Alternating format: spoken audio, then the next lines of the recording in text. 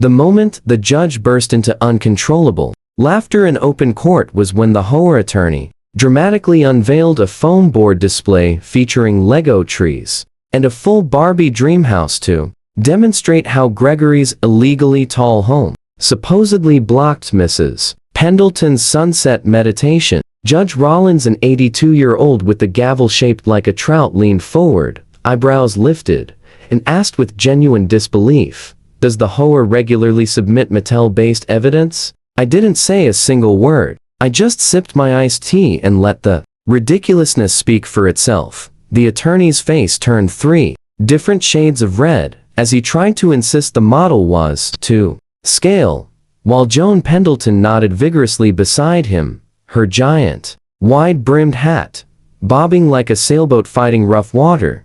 "My name is Gregory Beck, a retired mechanical engineer who finally built his dream home on the far edge of Sycamore Bluffs, a quiet, HOA-governed neighborhood in central Colorado. The property wasn't even technically inside the HOA's boundary. I confirmed it twice, once through the county assessor's office and again with a private surveyor. But that didn't stop the HOA from acting like I had constructed a rogue nation at their doorstep, and at the helm of that self-appointed empire stood Joan Pendleton, a former cruise director turned suburban dictator, who ruled with an iron fist wrapped in a pastel gardening glove. Joan was notorious throughout the community for her oversized hats, her daily Chardonnay-fueled neighborhood wine walks, and her talent for creatively interpreting bylaws in ways that mysteriously always benefited her. Her most sacred commandment, which she recited at every HOA meeting, was simple: "My sunset view is sacred." She'd say it as though the words had been etched onto stone tablets by Moses himself. So when my modern two-story home went up just 100 feet away, but naturally 12 feet higher due to the elevation, she declared it a visual blockade and a personal attack on her evening peace. The chaos started small, as these things often do. First came official letters stamped with the HOA seal, warning me of implied HOA airspace intrusion, whatever that was supposed to mean. Then community flyers began appearing on everyone's doorsteps, titled, "Say No to Skyline Saboteurs," complete with a grainy picture of my home, aggressively circled in red marker. One morning, I found a plastic flamingo lawn ornament jammed straight through my mailbox, its tiny plastic eyes glaring up at me accusingly. Joan denied being involved, but I'd seen a whole flock of the same flamingos lining her garden path. Next came something she called the Sunset Recon Committee, which in reality was just 3 HOA volunteers armed with binoculars, clipboards, and folding chairs. They stationed themselves on Joan's patio every day from 4 o'clock to 7 o'clock p.m., studying the shadow patterns my house cast as if they were planning a lunar expedition. One of them, Harold, even brought a sextant. A sextant. Then Joan launched a petition titled Save Our Sky, abbreviated SOS, naturally, and mailed it to every resident. Each envelope included a free herbal tea sample and an invitation to what she dramatically called a view-affirming vigil. The vigil was an experience. About 30 people attended, most drawn by sheer curiosity and free snacks. Joan had everyone hold candles while she recited a poem she'd written about the holiness of horizons. She actually teared up during the line, claiming sunsets were nature's way of saying goodnight. I watched from my new deck, trying not to laugh as she dramatically pointed at my house at the emotional climax. That's when I realized she was genuinely committed to escalating this absurd war. Things intensified again when Joan hired what she proudly introduced as a light consultant. In reality, it was just her nephew, a guy with a physics degree who needed quick cash. He showed up with all sorts of equipment, measuring lumens and mapping shadow trajectories like he was working on a project for NASA. He produced a 30-page report, which Joan immediately had spiral-bound and delivered to every house in the HOA. The report claimed my house caused a phenomenon called sunset shadowing, supposedly lowering property values by up to 15%. She conveniently neglected to mention that her nephew's degree was in theoretical particle physics, which had absolutely nothing to do with real estate or architecture. Then Joan launched a social media crusade on the neighborhood Facebook page, posting daily photos of her compromised sunset with dramatic captions like, "Another evening stolen," and "Darkness where light should be."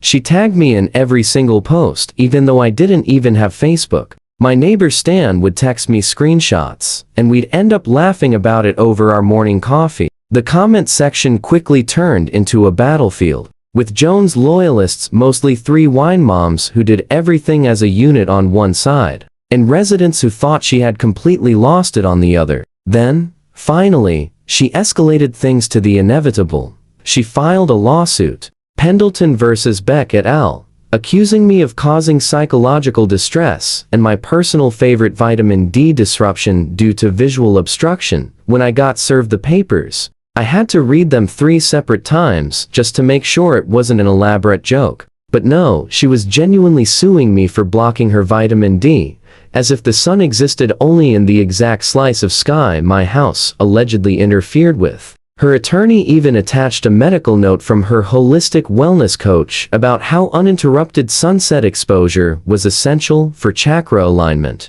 In court, Joan's lawyer, a sweaty man named Gerald who looked like he desperately wanted to be anywhere else, tried to argue that the HOA had historical dominion over the aesthetic experience of adjacent territories. He said those words out loud, with a straight face. Judge Rollins, who had been on the bench for 4 decades and thought he'd seen everything, looked dangerously close to smirking as Gerald pulled out the foam board topped with Lego trees. "This demonstrates," Gerald said in a trembling voice, "the egregious visual impediment created by the defendant's structure." Attorney, a razor-sharp woman named Sarah Chen, calmly rose and laid out 3 devastating points. First, my property was not part of the HOA. We had certified records from the county proving it. Second, HOA bylaws do not magically extend beyond their official borders, no matter how fiercely Joan wished they did. Third, there was absolutely zero legal precedent for sunset supremacy in the entire documented history of American jurisprudence.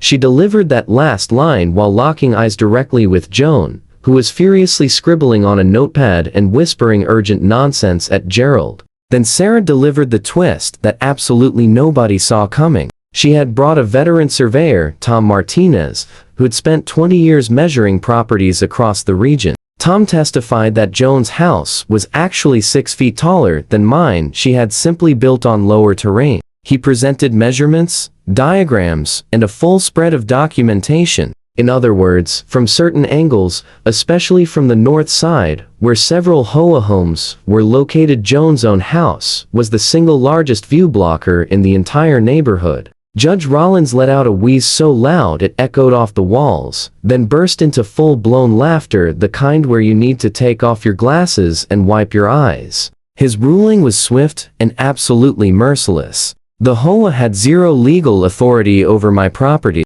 The lawsuit, he declared, was, and he said this verbatim, a frivolous display of aesthetic authoritarianism. He ordered Joan to pay all my legal fees. The total, $32,000. When he announced the number, Joan's face cycled from red to pale to a strange greenish shade I didn't know was physically possible. She leapt to her feet so fast her hat toppled off, shouting about injustice and threatening to take her case to the Supreme Court if necessary. Gerald silently packed away his Lego display, utterly defeated. A soft, polite wave of applause rippled through the courtroom from the handful of neighbors who'd shown up. I gave a small, modest bow, doing my best not to look smug, though inside, victory tasted sweet. Joan stormed out of the room, muttering angrily about solar rights and spiritual energy zones, her heels clacking furiously on the marble. The best moment came when she attempted to slam the courtroom door for dramatic effect,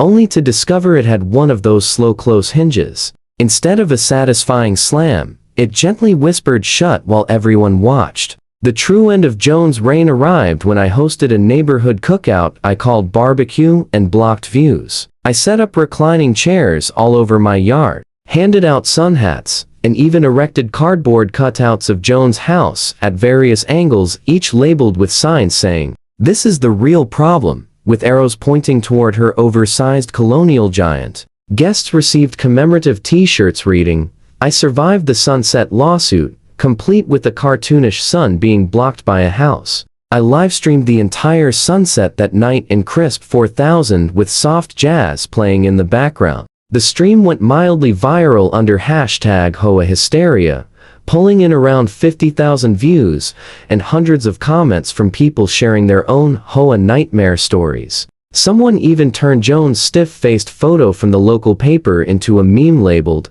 "Karen demands to speak to the Sun's manager." Local news stations picked up the story, and soon Joan became a regional symbol of HOA overreach. She was quietly voted off the HOA board 3 months later after trying to pass a new bylaw banning reflective windows and oversized clouds. The vote was unanimous except for Joan, who accused everyone of conspiracy and weather manipulation. These days, she hosts solo sunset meditations in her backyard, facing a mirror. She angled just right to reflect the view she claimed she'd lost. Everyone knows she never really lost anything except control. As for me, I installed a retractable second floor deck that I jokingly call the Pendleton platform. I watch sunsets from there with friends, serving cocktails with names like Coronetta and Bylaw Breeze. The $32,000 she paid covered the deck installation and still left enough for a top-tier telescope which I sometimes aim at the sunset. Purely for symbolic effect, whenever I notice her peering out from her window.